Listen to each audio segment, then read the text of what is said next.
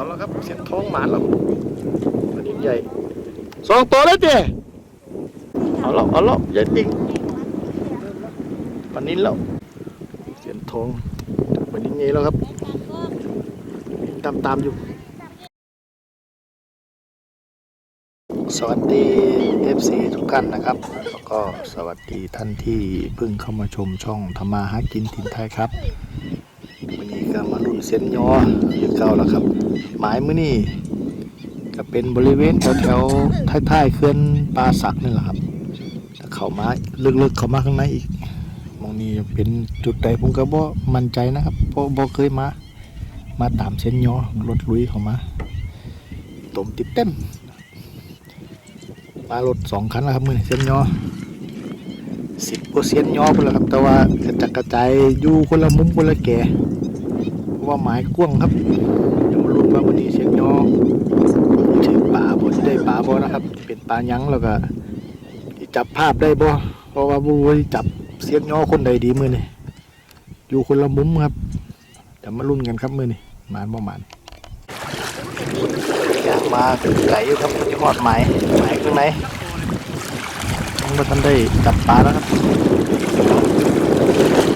มาหลายเมตรอยู่100 เมตร200-300 ลมแห้ง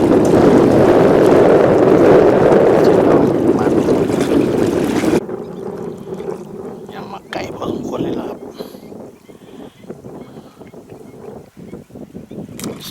ทางคนยางเลยมาตรงนี้เป็นลาวกวงไม้กวง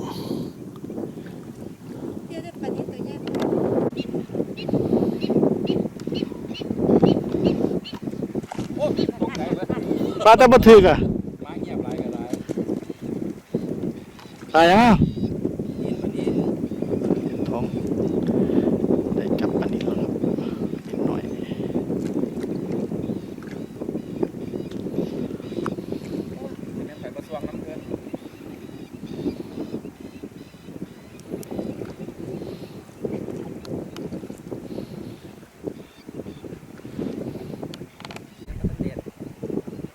ยังบ่แดดเลยเนี่ย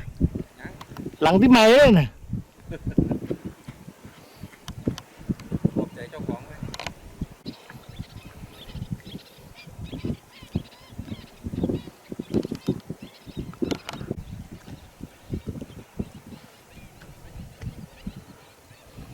หมอเต็มเดี๋ยวไปทำไม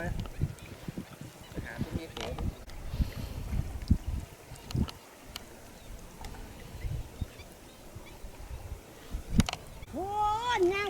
โอ้ตายยังกำลังดิเต็งตรงเต็นเนี่ยยอ4 เซนปลาถ้วยกูดักปลาไหลอย่างดีเลยดิ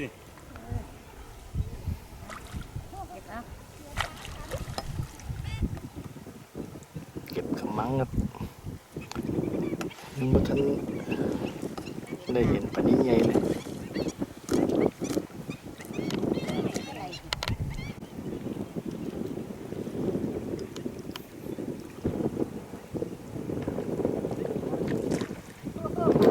โอ้กำลังมาพร้อมกันได้กำลัง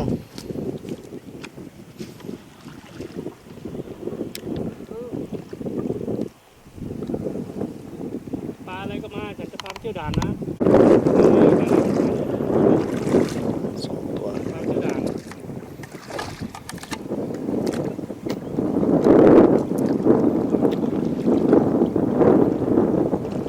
ยอจากเส้นเงี้ยติงคือรอดหัว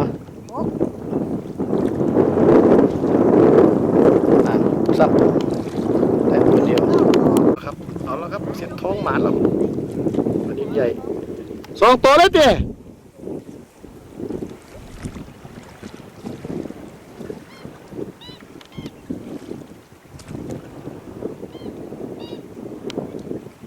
หมายมือนี่กว้างครับเส้นยอต้องอดทนได้ยกไปเรื่อยๆรัวปลาที่มาเข้าตอนใดรุ่นไปเรื่อยๆครับลองไปเรื่อยครับเอายิ่งติงด้วยปลาได้หลายท่านได้หลายตัวเลยนะ คุ้มค่าแล้ววันนี้ ปลานิ้นให้ปลานิ้นหลายตัวมั้งหน่อย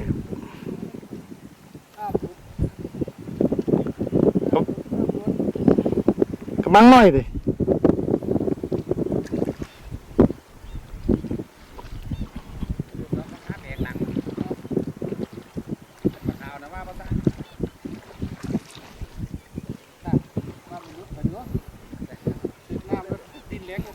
ถึงหน้ามันหลุดก็ลำดินแห้ง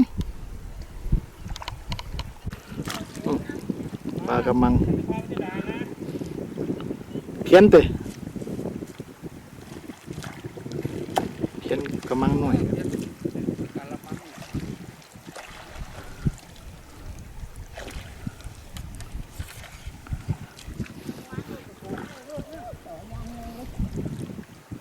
นี่ละอยู่ตรงนี้ละเดี๋ยวดีข้องไผ่หน่อยนึงแม่นกข้องไผ่นี่ขยับไม่ได้เลยกินตีน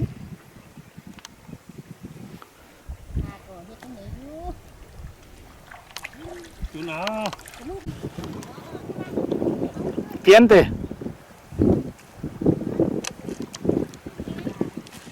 โอ้ขาวแข็งใหญ่เตะ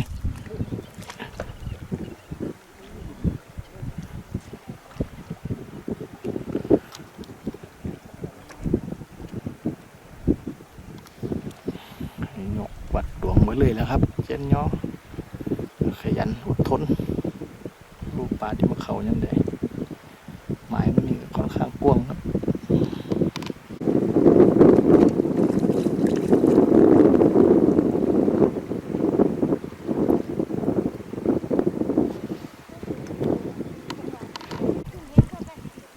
โอ้วันนี้มันตำตัวผม เอ้ยป่านี่ปลากำปากกา เอาไปเลี้ยงเหรอ ไตกำเพื่อน ตำตัวผมโตให้มันไม่มีอายุเขาแต่มันพด โอ้ นอกเด้อนอกเด้ โอ้ปลาซุปปลาโกกปลาโกก เกาะอยู่ไม่ได้เลยอ่ะ อยู่ปลาโกกอ่ะ เดี๋ยวกูต้องไอ้นั่นให้ เกาะแผงข้างหลัง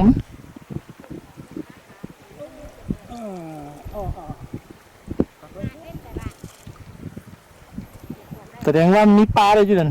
น้ำต้องเป็นต่อต้องมีปลาโกกอ่ะเป็นงาไหมเอาแล้วอย่าดิ้งปันนี้แล้วหมานปันนี้เท่าไหร่ถ้าเพื่อนเลยไปกินปลาถ้ามากินแต่หมู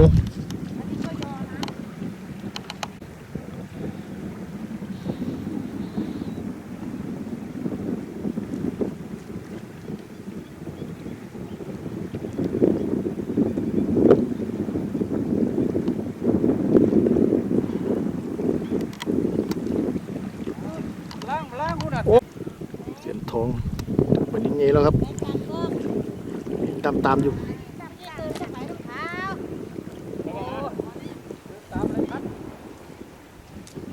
ดินใหญ่ลุกลึกยุกไก่มูได้ถือป่าใหญ่อู้เหรอครับเบิ่งเอาว่าเสียนทองไก่ตรงไหนอู้เหรอครับหมายนี้ค่อนข้างกว้างนะผู้ใดย่างไปไกลได้เลือกกันมีโอกาสได้ป่าใหญ่ครับปลานิ้นกับวันนี้นะครับดีก็เราฟังกันถือ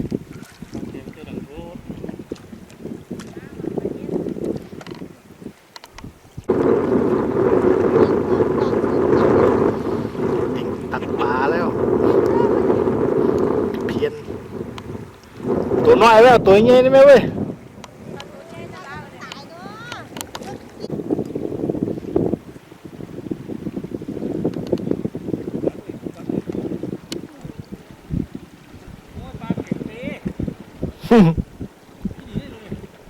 ปลาสร้างเย็บเข็งเปปลาตะกับ ปลาแข็งเองปลาหมอตัวเบนนะ ปลาตะกับโอ้ให้เราอย่าถุงอาเซิร์มาใส่นั่นเลย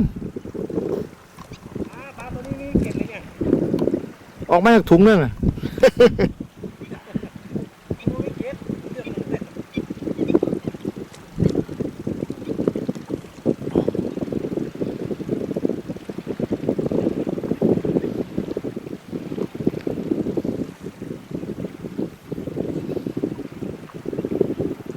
ปลากำมังเพี้ยนหน่อยจับเรื่อยๆอยู่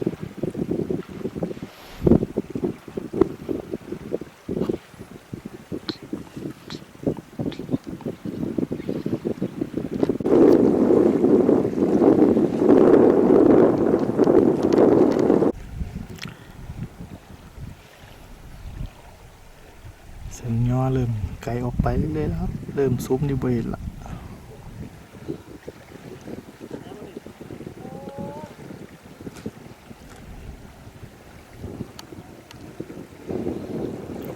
ย่างลงไปเรื่อยๆครับจะถอยไปน้ำเต็มห้องไป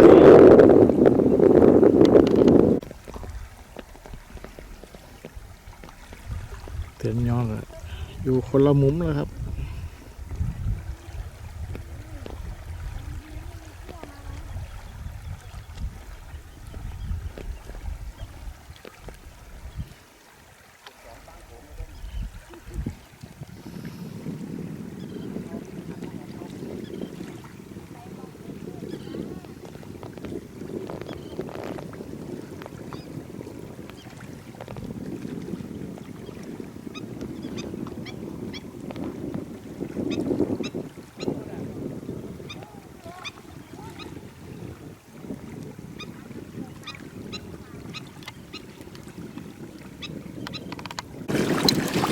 ปลากันห่างๆครับปลาเสียนทองเลย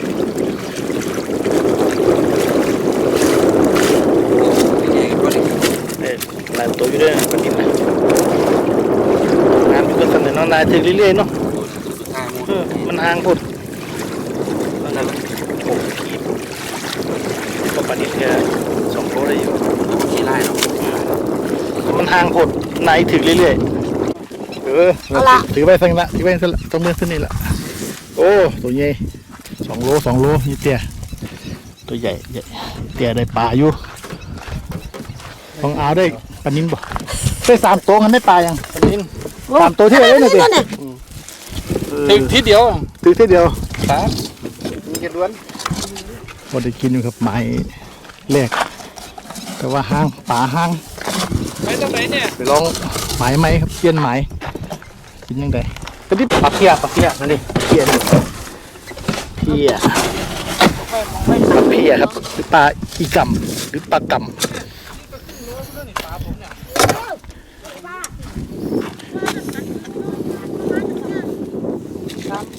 ดำครับไปเส้นทอง อันนี้ไงน่ะถ้าจะพาไปหลายที่ถือไอ้อีกอยู่ โอ้นี่ตัวใหญ่ด้วยว่างั้นกูนะโอ้เรียกมุงให้เรามีไม้ 1 โล 2อีกแล้วอ้วนคักเว้ย ยังเด็ดตั้งถูกตัวใหญ่โอ้ที่ตอนหลายๆก็มูเดียวปลานิ้นใหญ่3 ขีด ปนนิ้นบ่ปนนิ้นไงเราดูเฮ้ย ปนี้ไง ตีเน่เพียว หลาย เปลี่ยนแล้วเอาได้นะไม่ได้เอาเปลี่ยน หมานเป็นบางคนแล้ว เป็นก็แบบเป็น หมายกวงพดลองเปลี่ยนหมายไม่เบิ้งช่วงใบ